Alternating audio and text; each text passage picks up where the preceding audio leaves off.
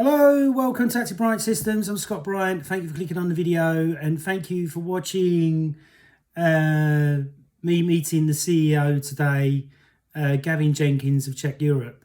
This video is all about what I went through, my personal experience of what went through the pandemic period of the 2 years. And some of you might have seen my video and I lost a lot of weight.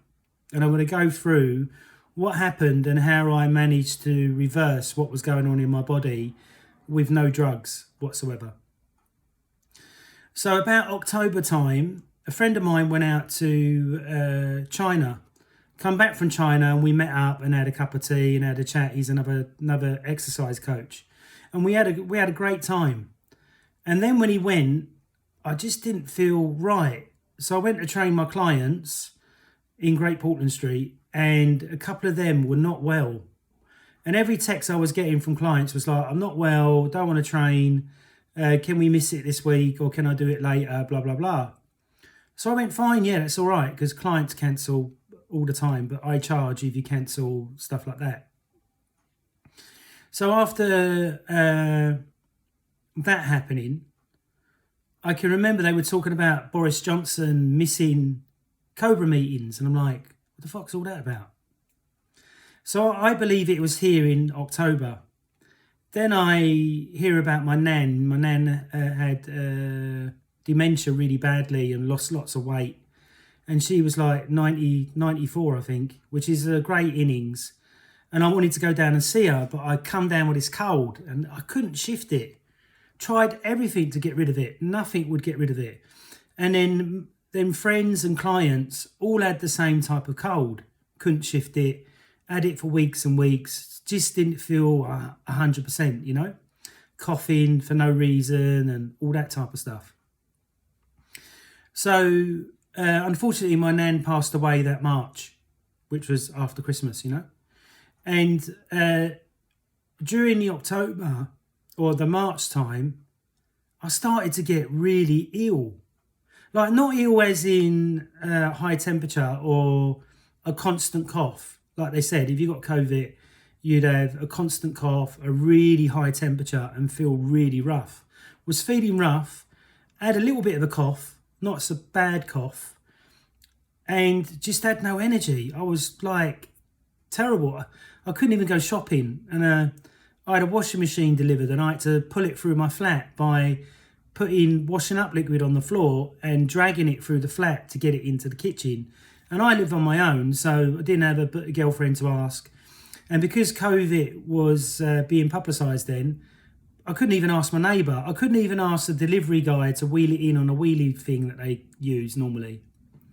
And the machine was really heavy. And I'm like, I'm normally a strong guy and I can't even move the washing machine. So it took me about 5 hours to move the washing machine from the front door to get it into the hallway because it was so knackering trying to fucking move the thing.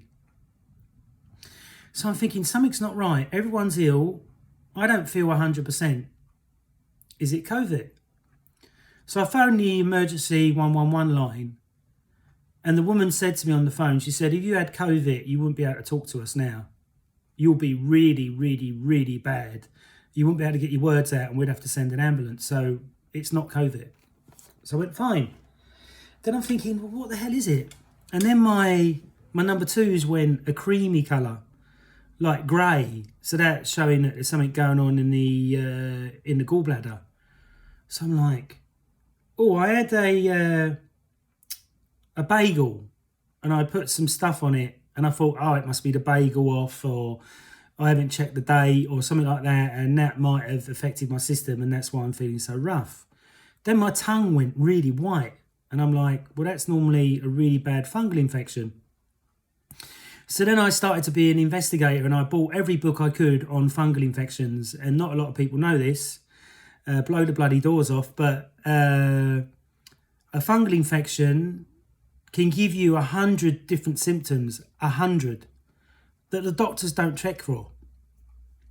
So then I was getting panicky and sort of like heart palpitations, but I'm getting chest pain and stuff like that. So I thought, right, I better go and get it checked. Went over to the doctors. They put all the probes on me and everything. Oh, you're fine. It's just anxiety. So then I realised back in my childhood I was locked away a lot and I weren't allowed to play with other kids. And this is why sometimes I say the wrong thing without realising, because I didn't have mum or dad going, can't say that, shut up, blah, blah, blah. So I didn't learn them things as a child. So I'm sort of like, speak as I find, and I don't really have a detector. You shouldn't say that to somebody because that's going to upset them. Does that make sense? So after that, I tried to brush my teeth at the sink and I couldn't even hold myself up. It was that bad. Then I tried to go shopping and I tried to buy a load of shopping. I think you can only buy £40 worth of shopping, and I bought £41, and it wouldn't let me pay for the stuff with my card. So my card got blocked. So that really angered me and pissed me off. And then I tried to walk up the road and I could only walk 10 yards without being absolutely knackered. Then I come into my flat and tried to, like, I've got 50 kilo kettlebells here, and I couldn't even lift my kettlebells. Couldn't lift anything. I was like, something's really not right. But I didn't feel ill, if you know what I mean. I had a little bit of a cough, but not a major cough. So then, after getting all these symptoms, I started reading in the books, and it all related to a lot of my symptoms. And there's a thing called a Candida shock that you can get that can come willy-nilly, but when it hits you, it debilitates you really in a big way. And then I never felt hungry. But I was eating my food and it tasted all right, but I didn't have them hunger signals that I would have every morning, you know, breakfast, dinner, lunch, all that type of stuff. I just wasn't hungry. So my strength went, I wasn't hungry, didn't have a bad cough, didn't have a sore throat, I had a bit of mucus that kept coming and going, so that was a bit aggravating. So then I thought, right, I'm going to take tons of vitamin C. So I was on and off the toilet because I was taking loads of it. Then I was taking, you can read the book, The Cure to Everything. That's a really good book, all about vitamin C. So I read that book. Then I started watching all the health videos because we was all stuck at home, wasn't it? We couldn't go out and stuff. Watching all them videos, trying to pick up other stuff about Candida. So then the doctor gave me some drops for my tongue, which didn't work. Then he said to me, your symptoms are so sporadic, I can't help you. Thanks, doctor, you know. So then when I done HLC level 3, Paul introduced us to this book. This book is as old as me. It's 50 years old, but I'm 52. It's called The Complete System of Self-Healing Internal Exercises. So because I exercise 4 days a week and I walk everywhere, I don't drive anywhere, I walk everywhere. I was like, I've got to get my fitness back. I've got to get my strength back. So I studied this book, read it from back to front, then started doing the exercises. Then about day 3, I started to feel much better. So then I upped my water intake. Then I started taking higher levels of vitamin D because I didn't know whether it was low or whether it was high. So I just thought I'd just take loads of it. Then I started taking magnesium. Then I started taking vitamin B12. Then I started taking zinc and other stuff, but really overdosing it in the body, where most supplements you can't overdose. It's all bullshit to keep you not trying to get your health back. So I did all that, and then they said about drinking lots of hot drinks. So I had tons of hot drinks. And I'd sleep for a couple of hours and I'd be awake, sleep for a couple of hours, be awake. And I'm like, I'm fucked. What the fuck is going on? So I carried on with these internal healing exercises and started to get stronger. The cough totally disappeared. Started doing the Feldenkrais exercises from Eat, Move and Be Healthy. Started to do prone cobras. Then I bought some club bells, more dumbbells. Then I bought a chin up because we couldn't go to the gym because it was all closed. And I thought, I've got to train, I've got to get fit, I've got to get strong. So instead of walking 5 yards, I ended up walking 20 yards, then halfway around the park, then all of the park. And then I knew I was on the road to recovery. But this Candida shock can last for a good 3-4 months from what I read in different books. And I cut out all sugar, and I dropped down to 11 stone. And I think I was 11 stone when I was about 9. Because I've always been into bodybuilding. If you look at my other videos, you can see pictures of me in my 20s when I started to get some size and strength. And everyone would go to me, Scott, you look about 15 stone, but I was only about 12 stone because I had a high amount of muscle and very low body fat, tiny waist, skinny wrists, but big hands, like man hands, you know. And so I was like, I dropped all that weight. Then I started doing all these YouTube videos and they were getting really high amounts of views, which was great. But I still wasn't 100%. So then I stuck with the book for 6 months, done a little bit of weights here and there, and slowly but surely the strength started to come back, the energy started to come back, and I started to feel so much better. And really, if I hadn't have, I got about 3 copies of this book, which I bought once and made a mistake and bought it again, but that's a long story. But I like it because I think it's out of published now. So, but what an amazing book, absolutely amazing. So, me doing HLC in 2005 with Paul Chek himself really saved my life. And the reason why I'm talking about that is because I was met up with Gavin today and I saw this on a market stall. Now, to you, it may look a bit shitty, but if you can see, he's got the Hindu symbol on the head, big smiley face with fire around it. So this, to me, represents happiness as well as your 3rd chakra for power and self-will. And when I was on the HLC3, Paul said, we all have to do some artwork to release different things that are going on in the body. And I done a big smiley face because I was just... not in Heaven House that he's got now, but I was in heaven at that time because I was training with the best studying with the best in the world, in my opinion, and learning with lots of other trainers, all from different backgrounds, all with different ideas and stuff like that. And I'll never forget this. This is quite a good story. So Paul starts looking at our artwork, and some guys were getting really upset and starting to cry. And that's because we're all feeding off of each other's energy, releasing energy and stuff like that. So I draw this big smiley face and Paul says, you're really happy, you're in your zone here, aren't you, Scott? And you found your dream, haven't you? And I said, yeah. And then this other guy, all of a sudden he screams out and says, oh, his back's killing him. So Paul, I've told a lot of people this story when I meet up with them. And so Paul says, get on the massage bed. So he gets on the massage bed and Paul sort of like blows up and down his body. Then he looks at all of us, like goes to the front of the class and tells us all to start tapping and whistling. So we start doing all that. Paul does some other technique, which I've never ever seen in my life before. This is why I really loved it so much. Then Paul said something in his ear and then said, get up. And the guy got up and he went, my back pain's completely gone. I'm feeling. What did you do? So Paul changed the energy in the room because we was all whistling and tapping and making individual different noises. So we were doing sound healing. But Paul was the medicine man, shaman, that was doing the real technique. So then what he did was he sucked something out the back and then blew it into the air and then done it the same with the head. And this is what shamans do all the time. If you look at Peruvian videos of shamans and stuff. And I've done it when I feel that a client needs it for whatever reason. But you've got to blow it out. You can't hold it on, otherwise it will go into your system and cause a problem. And you have to be fairly healthy to do that. So after seeing that, that just blew me away. And then another story, Paul was all standing around the tree and Paul's there and he's got like a pair of like short white shorts on type thing, and he's like got no top on and he's not naked, but semi with just shorts on. And he's standing in front of me with his back to me, and I went, not very tanned, is he?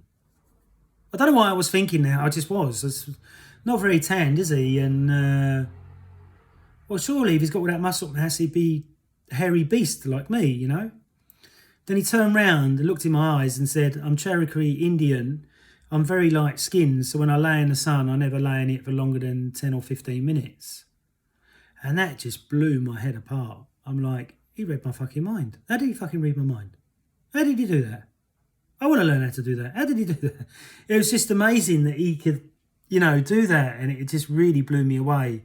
And then after that, that's why I said I'm going to level 4. And every time I spoke to somebody, I'm going to level 4. Yeah, really? Are you? Nobody believed me. Which was funny because now they've all got to believe me. So that experience, and then Paul had this book there on HLC3, and he was saying how powerful it was and how the healing techniques in it are just absolutely amazing. But I thought, really? But obviously, when I was not well and I dropped all that weight, I was going through my library of 1,000 books, going, which one has got it? Then Paul taught me how to talk to my soul. So I asked my soul the question, and it pointed me to that book. And then I asked my soul, should I lift weights or should I not lift weights? And it said, no, just do breath work and stuff like that.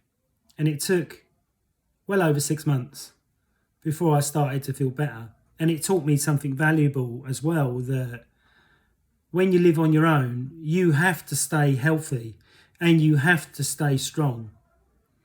Because if you don't stay strong and healthy and you haven't got a strong core and you fall out of the bath or you slip in the shower and you fall on the floor, you're dead.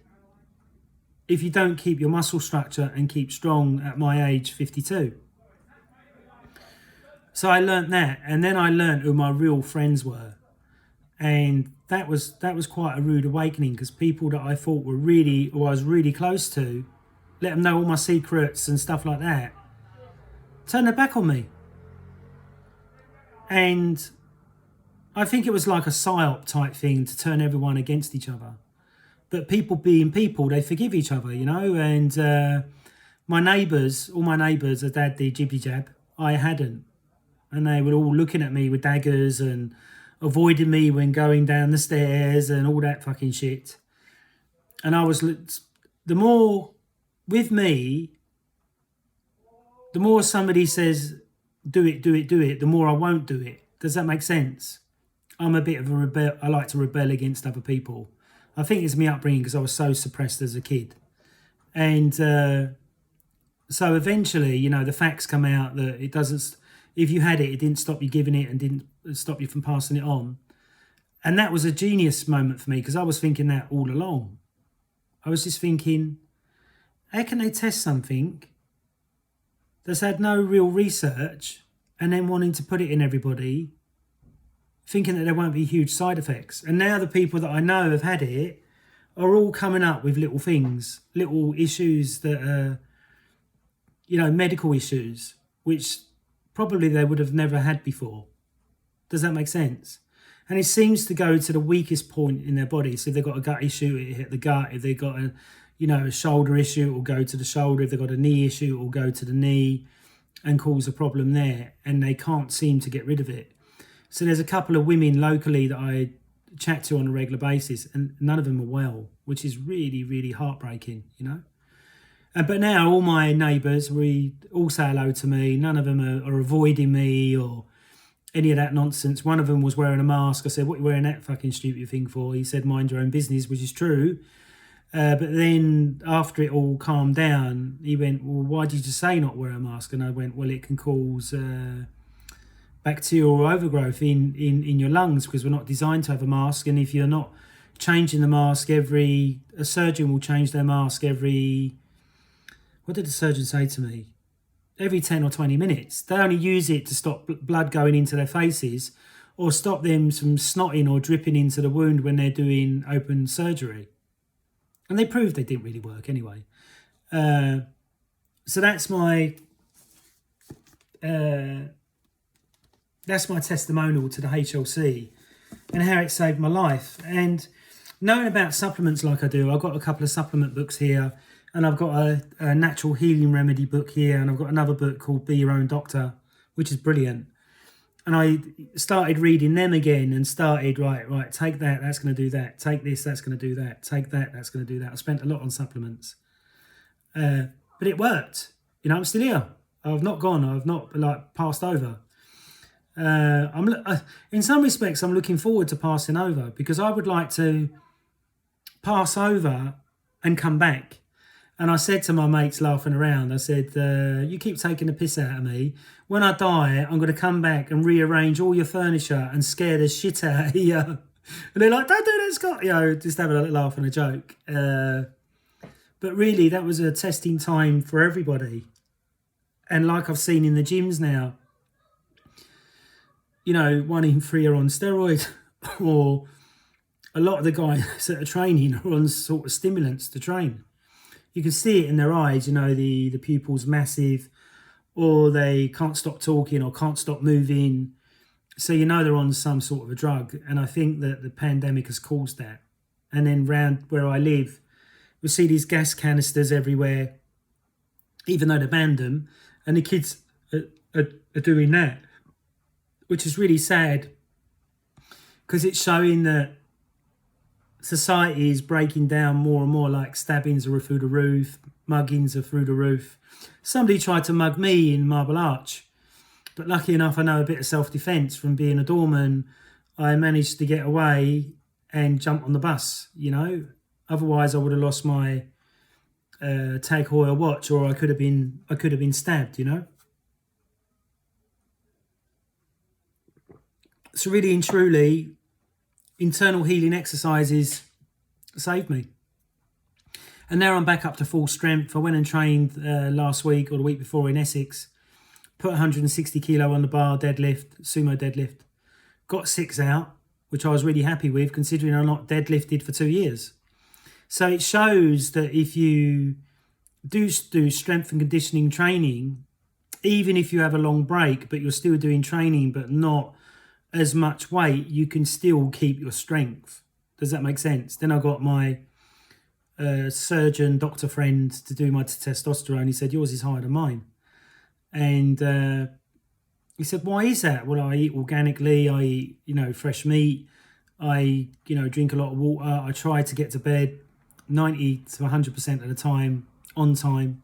Try not to go to bed 12 o'clock, 2 o'clock, 3 o'clock in the morning. I never do that, in which to keep my testosterone high, and then taking good fish oils, omega-3 to 6s, high in DHEA helps really a lot as well.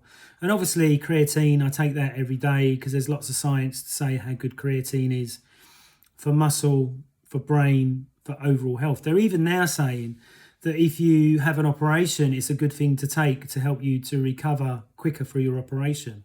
And this is the scientists talking about that, so it's not just me waffling on, So I'm pleased we've got through that. I hope they never ever do that again to anybody. And like speaking to somebody today, I don't even think whether they'd get away with it again. Do you know what I mean? But has the damage already been done when they're saying the deaths are as high as COVID now, with the thing not being around anymore? So what is going on? Something is definitely going on, but it's a bit negative, isn't it? So if you really want to learn how to heal yourself and balance yourself using Dr. Stephen Chang's book, The Complete System of Self-Healing, really, really good. And I'm so thankful for a trainer back in, 2003 saying to me, Scott, yeah, because I was a bit of a beefhead then because I just finished I stopped doing door work. So I was a bit like moody and a bit like suspicious of everybody because that's what the door work makes you. You have to be like that. And he went, have you heard of Paul Chek? I went, who's that then? He went, have a look online. So they had the old website. I looked at it and I thought, this is fucking brilliant. I've got to study this. But then I realised the cost.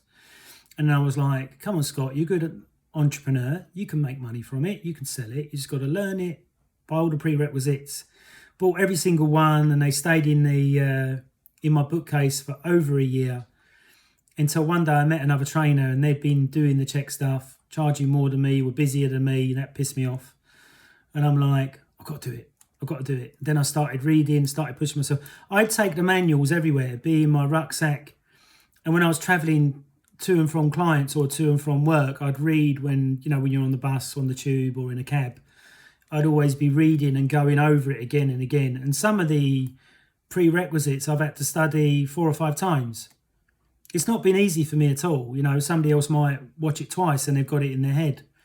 But me, I've got to keep repetition is the way to learn anyway. And I found that I was having other trainers calling me. It's quite funny. Scott? Yeah? How do I study scientific core? I went, well, you put the DVDs in your videos into your machine. That's how long ago it was. Put the videos into your machine, watch the videos and read through the manual. Yeah, but you've done it, haven't you? Well, I've done, yeah. I think I've done level exercise coach. Yeah, but you know the answers. Yeah. Well, we're friends, aren't we? Tell me. No, you need to study it like I have, you twat. And that friend didn't stay a friend for very long, you know. Then I had the other thing where one trainer come up to me and he went, Scott? I went, yeah. And I knew he was going to crawl up my arse. And he went, you know scientific back, scientific core? I went, yeah. He went, you've got them at home, haven't you? I went, yeah. He went, can I borrow them? I went, no. He went, why? I went, one, I paid 250 quid per prerequisite for one. I said, 2, have you ever taken me out for dinner? He went, no. I said, have we ever been out for a beer? He went, no. I went, have you ever done anything for me? He went, no. I went, well, there's your answer. Yeah, but you know, because he was my boss at one gym at a time. He said, yeah, but I'm your boss. I said, no, you ain't. I'm my own boss. Do you see what I mean? So I had all that shenanigan going on. But I stayed focused, got there in the end. It took a lot of time, a lot of hard work. But anybody will tell you, you know, Lee, Warren, you know, obviously Gavin, who else is there? Emma Lane, John Boskill. They'll all tell you it's not easy. It's really hard. But I tell you what, it's 1000% worth it, because just this one book saved my life, as well as all the other HLC stuff that I knew about, you know, drinking loads of water, taking different herbs in which to remove the mucus from the lungs, doing zone exercises, like especially the wood chop to help with my adrenals, because I kept waking up at all different times and everything. So the HLC, yes, it's expensive, but the stuff you learn is phenomenal. And like I've said to a few friends, you know, doctors are good for, you know, if you break your arm or you have a car crash or you got some severe cancer maybe. But for other things, they seem to be completely useless. Like I had a UTI, which is a urinary tract infection. And when I had that, I went to the doctor. You're pissing all the time? Yeah. All right, we'll send you to hospital. So this was a couple of weeks later. So I went to the hospital. They put a thing down my Jap's eye, having a look round. It's quite painful. But what I noticed, there was about 50 people waiting to have the same thing done, guys, the same as me. So they put it down. Oh, nothing wrong with your bladder, nothing wrong with there. I don't know what it is. So then lucky for me, because I'd done the Chek stuff and I'd done metabolic typing and I'd done FDN, I'd done a lab test, come back as a parasite. So I'd done this protocol to get rid of the parasite and done Doug Kaufman, completely cleared within a couple of weeks. Completely cleared. But while I was in the hospital and they put the thing down the Jap's eye, you must take antibiotics. I said, I'm not taking antibiotics. Oh, you must, because just in case we put a dirty thing down your Jap's eye. And I said, well, it shouldn't be dirty at all, should it? This is a medical hospital. It should be totally clean. It should never be dirty. So then I got home and then just put lots of probiotics inside my system. And that seemed to stop any infection and stuff like that. So doctors have their place. I'm not saying I'm not poo-pooing doctors. I'm just saying you've got to be careful, because some of them are ruthless. Like I had one that said, well, I want you to take statins because your cholesterol's high. I went, my cholesterol's high because I train and I want it to be high to keep my testosterone high. Where did you learn that? How do you know that then? I can't convince you, can I? I said, look, doctor, I don't want to take something that's going to give me 100 side effects. Oh, the only side effects you'll get is inflammation and a bit of pain in your body. I went, well, I've got no pain in my body and no inflammation, so why would I want to take it? When it's only beneficial for 1% benefit. And then he started to be a bit flippant. Then I see he had some alcohol in his locker. And he said to me, you don't drink, Mr. Bryant, do you? And you don't smoke? I said, yeah, I don't smoke and I don't drink. And he went, well, having red wine at least every night, you know, a couple of glasses won't do you any harm. And I'm like, you're a fucking doctor. You shouldn't be saying stuff like that to me. You should be telling me what to do to stay healthy. Like they give everyone the Mediterranean diet. Even though if you were born in Africa and you married a Eskimo, they give everyone the same diet, which is totally wrong as well. Right, so that's enough of me waffling on, but check out this book. It's really, really good. Excellent, excellent read. I really love this book, and I've got 3 copies, I think. And check out the book. That's my story about COVID, where I went down to 11 stone. Now I'm back up to just over 15 stone, but really I look best at 14. So I'm trying to come down to 14 slowly but gradually. So I hope you're all having a brilliant weekend. The weather's been absolutely amazing. Big shout out to Gavin Jenkins for being such a gentleman and just an all-round fantastic guy, you know. And I feel a bit bad in some respects, but I'll get over it. But sometimes you've got to rant and rave just to get it out of yourself than rather hold it in and be anal and end up having problems, stuff go wrong with your body. Like if I get really emotional, I cry. I never hide me crying because it's much healthier to let it out than what it is to hold it in. A lot of guys, I'm not crying, no, I can't do that, that's not manly. But I think it's much more manly to let your emotions out. I've had a client, he was 20 stone in tears, spent an hour hugging him and telling him, come on, mate, it'll be all right, things will work out, just stay positive and we'll get you through this, you know what I mean? That's how compassionate I am. I could have gone fucking twat crying, you know, but I'm not like that because I know what it's like. When you cry, you're releasing big emotion. And some people ain't got anybody to help them, you know? Nobody. Like during COVID, I had, 3 really, really, really marvellous angels around me that helped me as much as they possibly could, you know?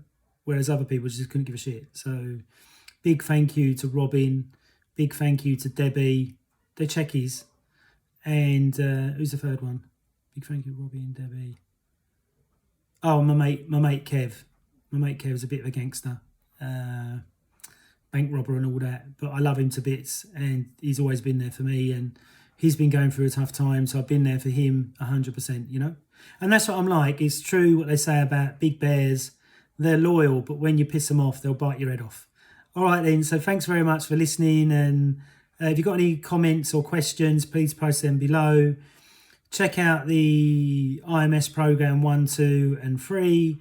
Now you've got to do, from what I can gather, IMS 1 and you've got to do some of the HLC, which I think is 100% important. You can't do one or the other. You need to do them both together. So I hope that you have a look at that. And if you've got any questions, just post below. Thank you. Bye-bye. Good night. Off to bed now. Good night.